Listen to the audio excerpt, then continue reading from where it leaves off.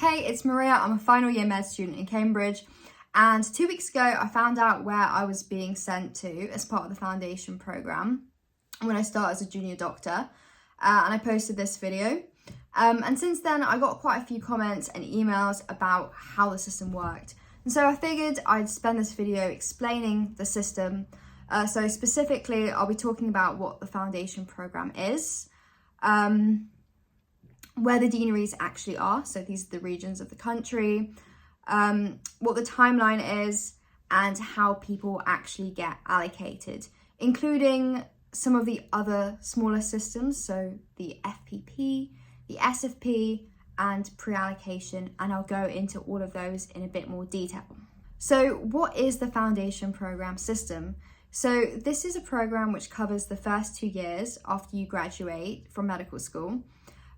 So as part of this, you get sent to somewhere in the country and you spend 2 years rotating through a few jobs. So usually this will be 6 jobs which each last for 4 months. The system is open to people who've graduated from medical school in the UK, as well as international medical graduates as well. So those are called IMGs. And they're treated equally under the system, so there's no preference that's actually given to home students compared to people coming from abroad. Right, so now we're going to talk a bit about the deaneries. So there are 18 of these regions in the country, and some of them are quite big. So I've got a map here. I think the main thing to remember though is that they keep changing the deaneries, which is actually kind of unhelpful. So you have to make sure that you're looking at a map which is up to date. I like this one though because it shows you exactly where the hospitals are in the region, and it shows you how big the regions are as well. So if you're in Wessex, you could get sent as far down as Jersey, which is really far, and you can get sent as far as the Hebrides if you're in Scotland. So the regions in the country that you can get are East of England, Kent, Surrey, Sussex, so KSS, Leicestershire, Northamptonshire and Rutland, known as LNR, London, Northwest of England, Northern Ireland, Oxford, Peninsula, Scotland, Severn, Trent, Wales, Wessex, West Midlands Central, West Midlands South, West Midlands North, and Yorkshire and the Humber. So I've done my best to colour code those for you guys because I think that makes it a little bit easier to navigate. It's also worth remembering that the regions really vary in size. So that includes geographically. So Scotland is absolutely huge, but also in terms of the number of spaces that are actually available. So Scotland, London, Northwest of England and East of England are all quite big. So they all have about 800 to 1,000 jobs, whereas there are some deaneries which are much smaller. So Oxford is quite small, as is West Midlands South as well. And the way it works is you will be applying to these through a system called Oriel. So it's got an online platform, which is honestly not very good, but this is what it looks like. So the foundation programme system has actually changed recently.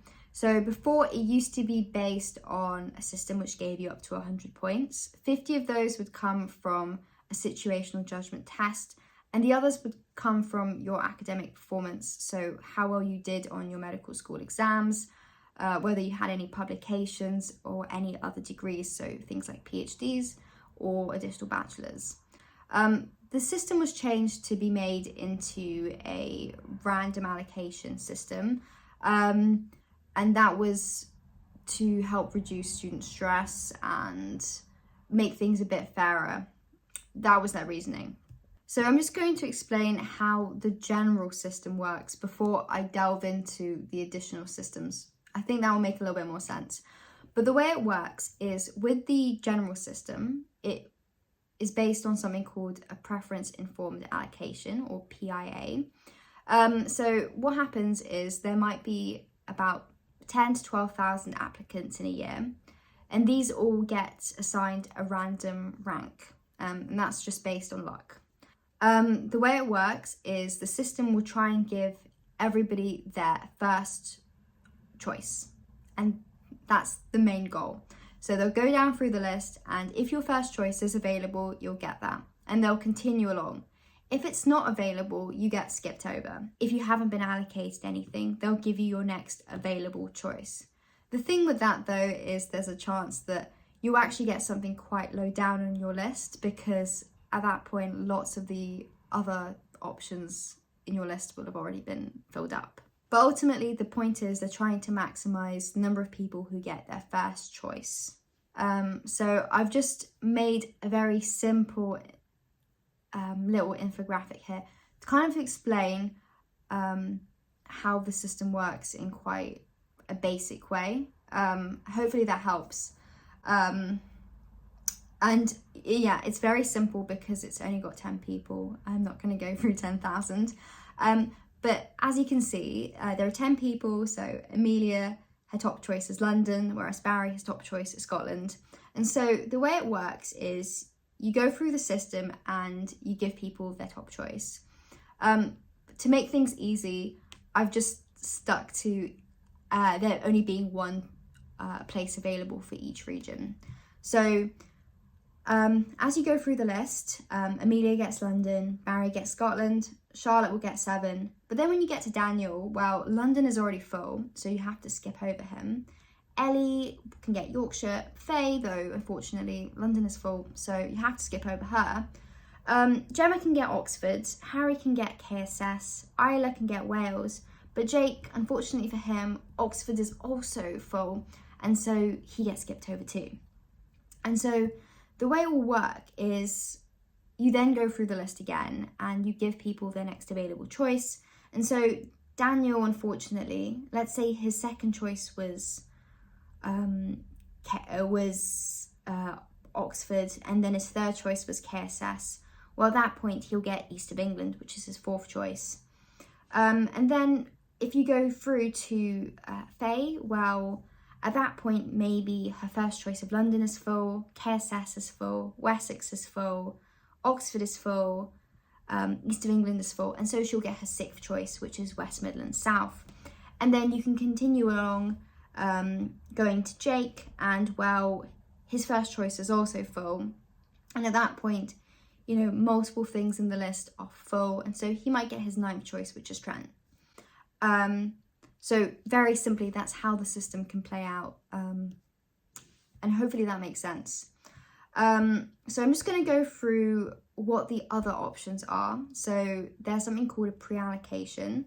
So people can apply to this and say that they have a good reason to stay in a certain region.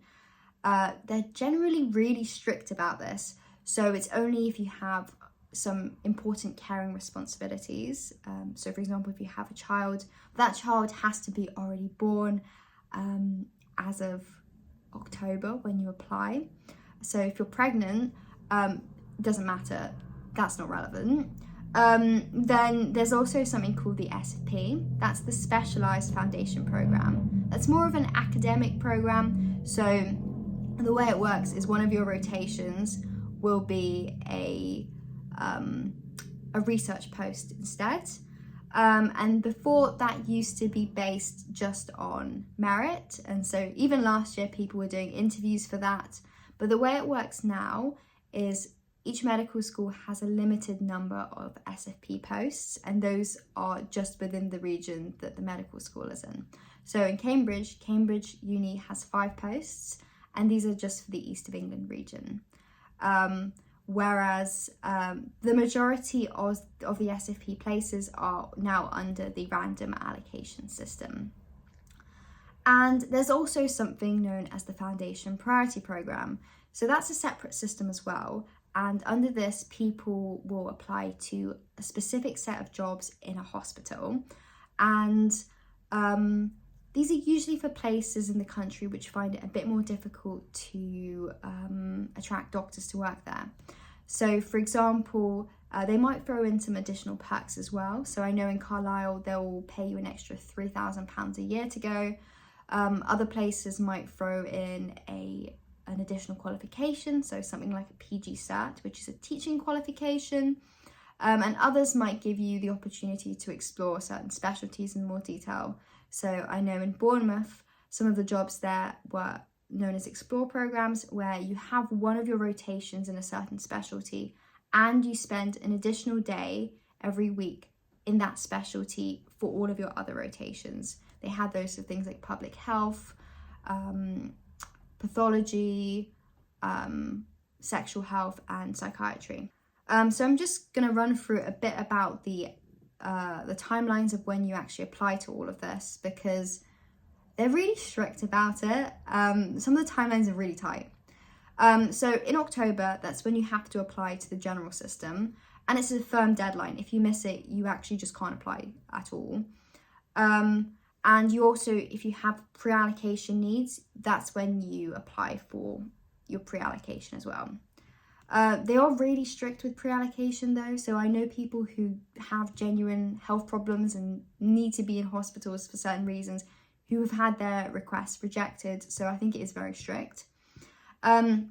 So then you wait a long time. In January, you can actually reshuffle your foundation priority program choices, and it's at the end of the month where you get you actually start getting allocated foundation priority program posts. So the way it works is it's announced in rounds. So you might get offered a job in the first round and you have 48 hours in which you can accept it or you can reject it. If you reject a job though, you can't get any others on the FPP system.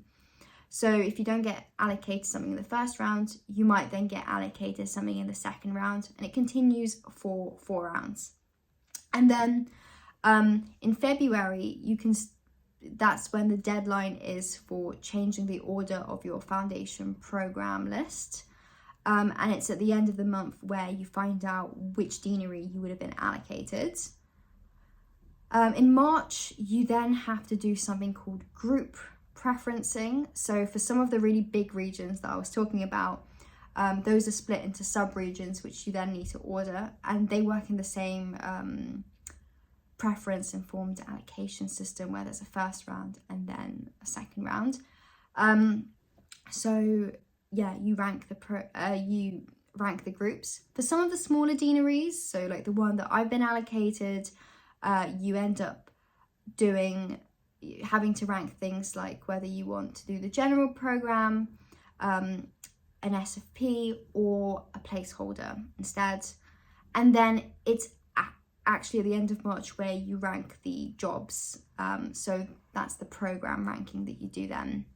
And then it's in April where you actually have the program allocation. So you find out which job in which hospital you've been allocated to.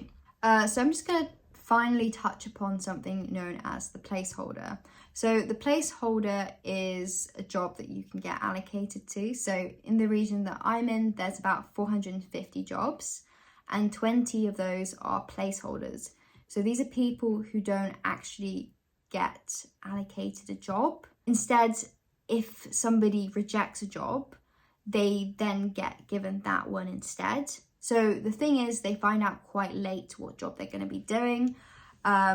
So this is often about June time, which makes it really difficult if you're having to move somewhere new and find out where to rent. And yeah, you can end up with jobs that you really don't want. These are jobs that somebody else has already rejected and decided to take a gap year over. So they can be quite unpleasant jobs. Or if nobody rejects a job, then since everybody's guaranteed a job as a foundation doctor under the NHS, they will have to create a job. And so it can actually be quite a nice job if they're having to create one, because often it's supernumerary, which means that you often don't really have as many responsibilities or on-calls, but you have a lot less preference over that. It's just a job that which you're given. So I've gone through a lot of information about the foundation system, and hopefully that makes sense and it's cleared up a few of your questions. I don't know how long the system is going to stay like this. They like changing the foundation program very quickly without very much warning. So this is how the system has been for 2025. Yeah, I mean, it's likely it's going to stay like this for next year. But hopefully this makes sense and gives you more of an idea of how the system works and how you can prioritize applying for it. If you've got any more questions, feel free to put them in the comments, but hopefully this has cleared up quite a few of those already. Anyway, that's all from me today. I'll see you next time, guys.